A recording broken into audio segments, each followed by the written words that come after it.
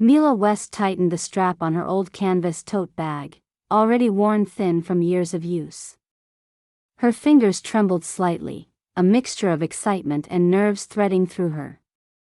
Today was the day she had marked on her calendar for months, the day she would walk into the rosewood double doors of the Larkspur, the downtown boutique she'd admired from afar for years.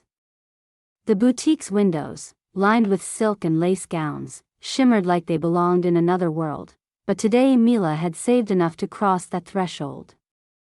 Dressed in a faded gray coat patched at the elbows, and shoes scuffed from countless steps on city streets, Mila felt like she did not belong. Her thrifted blouse was neat but plain, and the tote she carried held not a purse, but her precious sewing tools, her livelihood and pride. She adjusted her scarf as she stepped on the boutique's marble floor and was instantly enveloped by the warmth of soft lighting, the fresh scent of polished wood mingled with delicate floral perfume, and the quiet murmur of refined conversations. Approaching the reception desk, Mila cleared her throat gently. I have a fitting appointment, she said, voice barely above a whisper, trying to keep the nervousness contained. The clerk, a sharply dressed woman with perfectly coiffed hair, glanced up and immediately narrowed her eyes. And your name? She demanded with an edge. Mila West, Mila replied, offering the little card she had been given when she booked the fitting weeks ago. The clerk flicked the card back disdainfully. Wait here, she snapped, before turning to whisper something to the boutique manager. The woman returned and leaned close enough for Mila to hear clearly. This isn't the place for someone like you, Miss West. You should have understood that before walking in. Mila's cheeks burned as whispers rippled through the room. The luxurious bubble she'd imagined shattered in an instant. Mila stood frozen for a moment, the sharp sting of the manager's words echoing in her ears. Around her, the stately showroom that had moments before seemed like a dream now felt like a cage closing in. The polished marble floor beneath her feet gleamed cruelly, reflecting the cold, judging eyes of the boutique's patrons.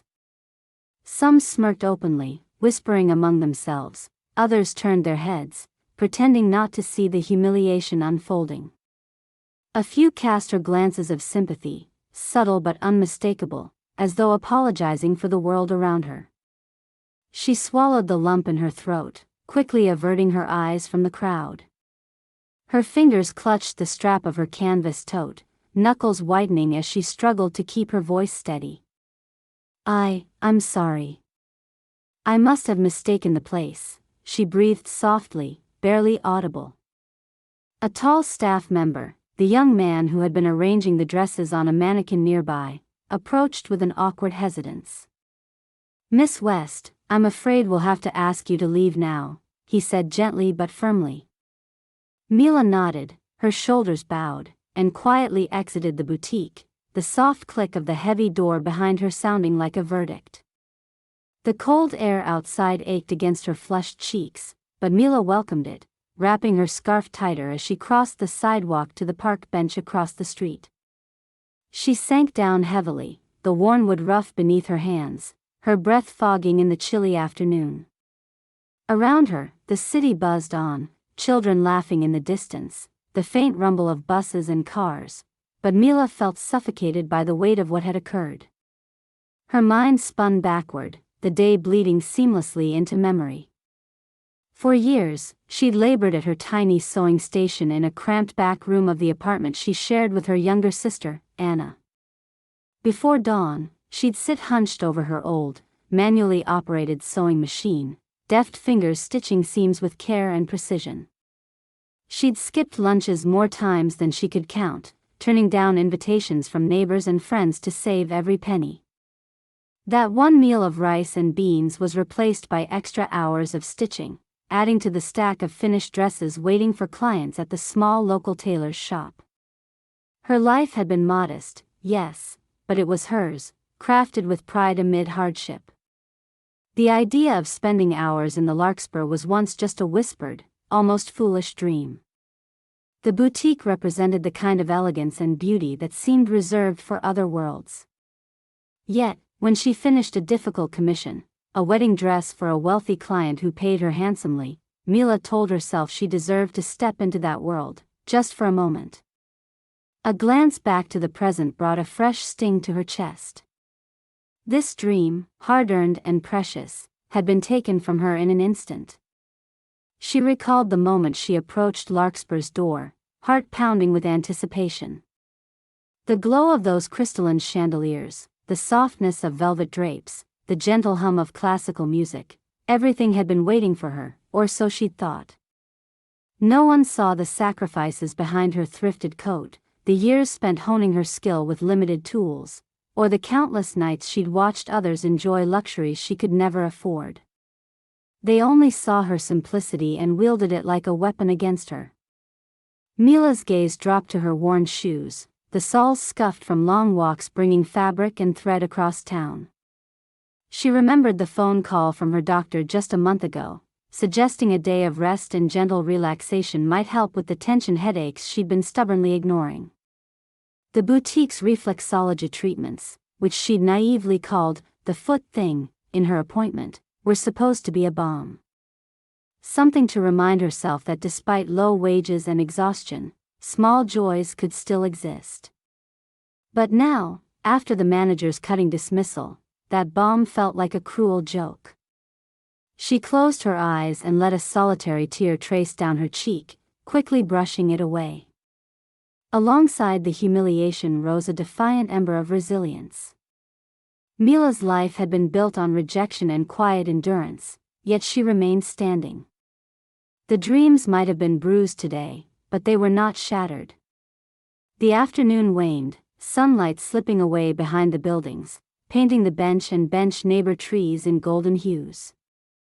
Mila felt the gentle ache of cold seep into her bones, a reminder that though stripped of her moment of grace, she still had a world outside that cold boutique.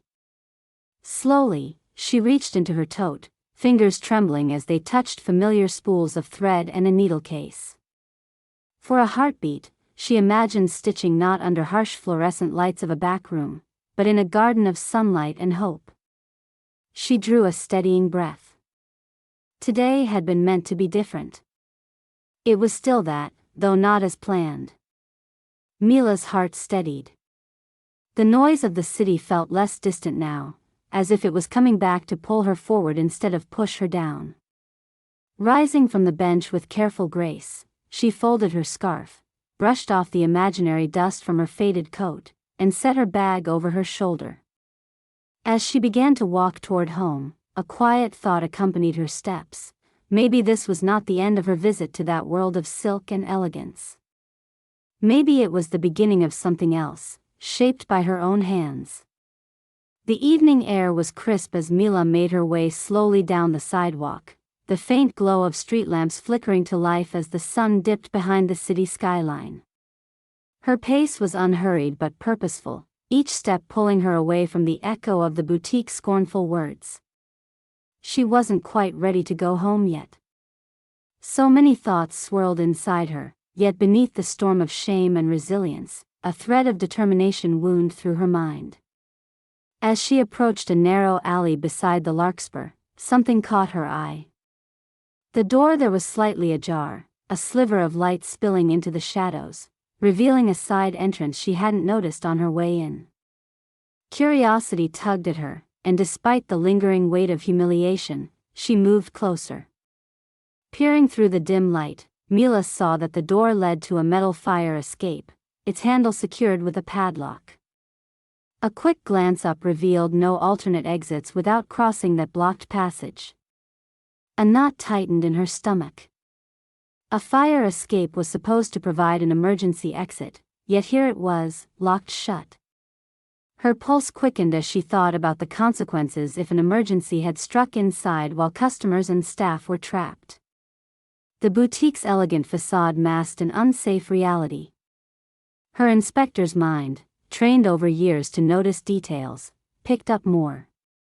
Nearby, in the cluttered corner of the storage room visible through a dusty window, bolts of fabric were stacked haphazardly, leaning perilously close to the room's heating vents.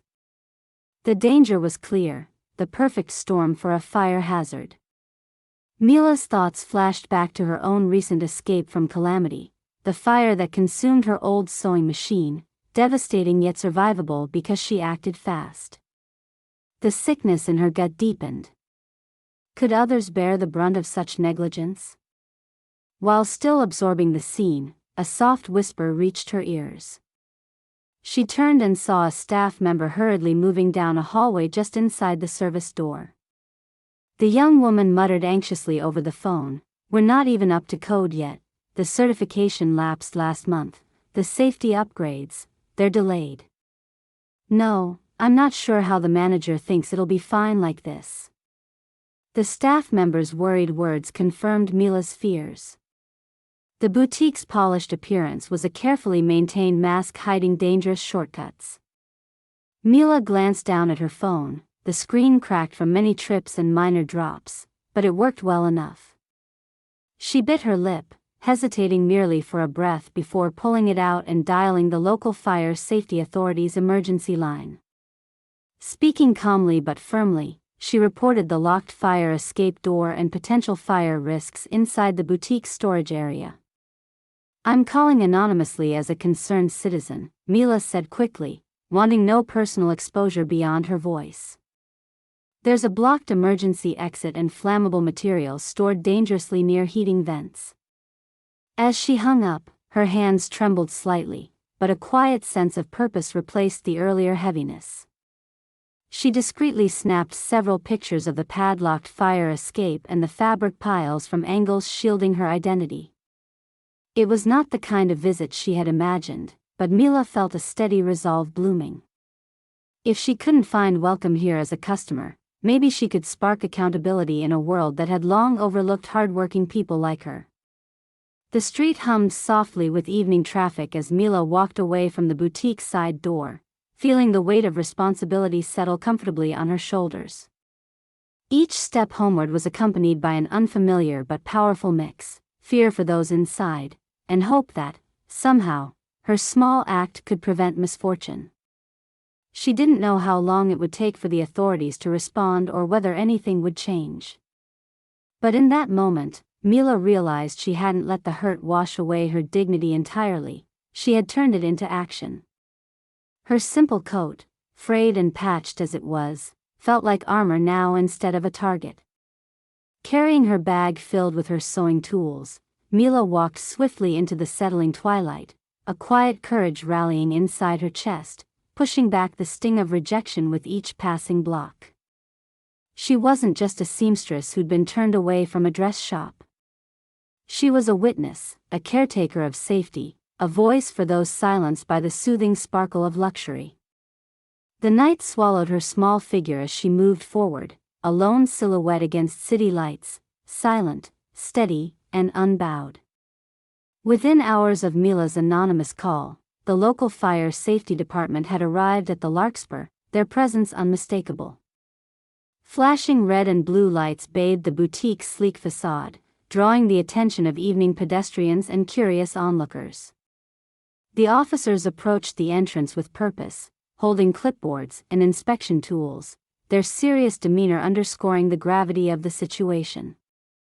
Word of the visit spread quickly. Social media posts tagged with the boutique's name detailed concerns about locked fire escape doors and unsafe storage of flammable materials. Someone shared photos of the padlocked fire exit and overstocked fabric piles that Mila had captured on her phone, their clarity irrefutable. The thread on a popular neighborhood forum exploded with comments, many echoing Mila's experience of classist treatment inside the Larkspur. Finally, someone spoke up for those of us who felt invisible there, wrote a former customer. Another added, "I was made to feel like I didn't belong once." Shame on them. As the public outrage grew, local journalists took note. A reporter from the city's daily paper reported on the fire safety visit and coupled it with interviews from people who had been similarly slighted or dismissed by boutique staff. The article resonated widely, raising questions about safety compliance and inclusivity within luxury establishments. The boutique's management was quick to release a statement acknowledging the temporary closure, to address safety upgrades and reevaluate customer service standards. Behind the scenes, the management faced internal turmoil. The manager responsible for the scathing remarks aimed at Mila was placed on immediate suspension pending an internal review. Rumors circulated that the company's executives were concerned about potential long-term damage to their reputation. Employees described a tense atmosphere, with training sessions scheduled urgently to improve staff sensitivity and adherence to safety protocols. Meanwhile, Mila began receiving messages of encouragement from various quarters. Women's groups and sewing communities online praised her courage. Some even reached out, sharing stories of overcoming prejudice in their own lives. Her small act had ignited a broad conversation about dignity and respect in spaces traditionally exclusive and unwelcoming to the working class. At the neighborhood sewing cooperative where Mila often volunteered, her story became a rallying point. Other seamstresses told how they too had been ignored or demeaned when trying to access resources or services beyond their usual reach. Together, they organized meetings to discuss advocating for inclusivity in local businesses, a collective voice born from Mila's quiet defiance. The boutique, now closed to patrons until further notice, underwent visible renovations. Notices promising a renewed commitment to safety and inclusivity adorned the entrance. The company announced plans to implement comprehensive diversity training, enhanced safety inspections, and a customer feedback system designed to ensure no visitor felt unwelcome again. For Mila, the whirlwind felt surreal. The moment she had quietly walked away from humiliation had unleashed ripples she hadn't imagined. Yet she remained grounded, aware that the changes had only begun. Still, the support she received bolstered her spirit in profound ways. She was no longer invisible, she was a catalyst, her simple truth challenging an industry known for exclusivity. Neighbors stopped to offer smiles and words of encouragement when they saw her in the market. One local journalist invited Mila to speak at a community event celebrating ordinary people who created extraordinary impact through small acts of courage. Through the storm of headlines and social media posts, Mila maintained her trademark modesty. She still worked her day jobs, repaired clothes, and sewed with meticulous care. But she carried herself with a quiet confidence that hadn't been there before, an unspoken claim to her own dignity. The Larkspur's protest and cafe-lined street protests that began just days after the story broke saw diverse crowds holding signs advocating fairness, safety, and respect in all businesses. Mila's name surfaced frequently, a symbol of courage beyond class boundaries. The boutique's management eventually issued a public apology directed at Mila and the community. They acknowledged failings not only in safety protocols but in creating a welcoming environment. Many welcomed the apology cautiously, some remained skeptical, emphasizing the importance of sustained action over words. Mila, balancing grace and a grounded focus on her craft, accepted the apology quietly. To her, the real victory was the change blossoming around her, the new conversations, the collective refusal to accept exclusion, and the firmer voices rising in tradition-bound spaces. As she sat stitching a delicate hem one evening, sunlight pouring softly through her window, Mila felt a calm strength settle over her. Her journey from humiliation to advocacy had not rewritten her past but had reshaped her future. She wasn't just a simple seamstress anymore. She was a catalyst for change, her courage echoing beyond the walls of the Larkspur, inspiring others to step quietly but firmly into their own power. Weeks later, Mila resumed her sewing routine with a sense of calm that felt new but welcome. Her modest apartment, with its well-worn wooden table and the hum of her old sewing machine, was a world away from the trimmed elegance of the Larkspur, yet it was hers, familiar, comforting, and filled with the gentle rhythm of quiet productivity. She wore her usual simple clothes, a blouse she had patched just last month and her faithful gray coat, but there was an unspoken difference in the way she moved now. Her shoulders were straighter, her gaze steadier. The events that had unfolded carried on beyond her daily rhythm, the Larkspur remained closed for renovations and safety overhauls, its polished windows now obscured by signs announcing updated policies emphasizing inclusivity, respect, and compliance with all safety regulations. From a distance, the boutique seemed to carry a tentative promise of change. In the days after the widespread support she had received, Mila's mailbox had begun to fill with letters and messages. Among them was a particularly touching letter from a local women's empowerment group that had followed her story closely. They thanked her for her quiet courage and invited her to speak at a series of events celebrating ordinary women who had made an extraordinary impact in their communities. It was an offer Mila hadn't expected, but one she received with humble grace. She considered what to say carefully, wanting to convey not just her experience but the greater truth she had come to embrace. One morning, a message popped up on her phone with a greeting and words she hadn't anticipated, a formal letter from a government consumer protection agency expressing gratitude for her vigilance and courage in reporting the safety concerns at the boutique. The letter acknowledged how her action had not only highlighted important safety violations but had sparked awareness about the need for fairness and respect in all places of business. It was a quiet recognition, but for Mila, it was a balm, an affirmation that her voice mattered. The company behind the Larkspur eventually sent a carefully worded apology addressed directly to Mila. They expressed regret for how she had been treated and detailed the steps they were taking to ensure that no other customer would face such humiliation. Mila read the letter more than once, folding it carefully before deciding to keep it but not to respond. Forgiveness, she thought, didn't require acknowledgement. It was something she offered herself. One soft afternoon, as she walked past the boutique on a quiet street, Mila paused. Through the shop's now unblemished windows, news signs proudly proclaimed the lessons learned: safety and dignity for every guest, a place for every story, renewing our promise. The words felt like a distant echo of her own resolve, a symbol not just of corporate reform but of something more personal, a small victory in a vast world. She lingered a moment, letting the sun warm her face, before continuing. The familiar hum of the city welcomed her back, indifferent but kind. At home, Mila found herself sitting once again by her sewing table, needle threading with practiced ease through fabric that held stories and possibilities. Her fingers worked gently but with purpose, as if each stitch was a quiet claim to the dignity she had fought for, the dignity that no longer felt fragile or out of reach. Her small community of fellow seamstresses, friends, and neighbors had rallied around her, their support a steady current beneath the surface of everyday life. Sometimes they met to share fabrics and stories, sometimes to dream aloud about what a more inclusive world might look like. And Mila, once hesitant and uncertain, now spoke with a voice touched by experience and tempered by kindness.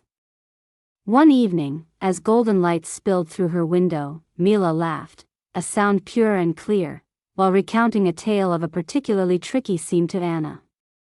The simple pleasure of shared moments like this underscored all that had changed. She was not defined by the judgment of others or the trappings of luxury.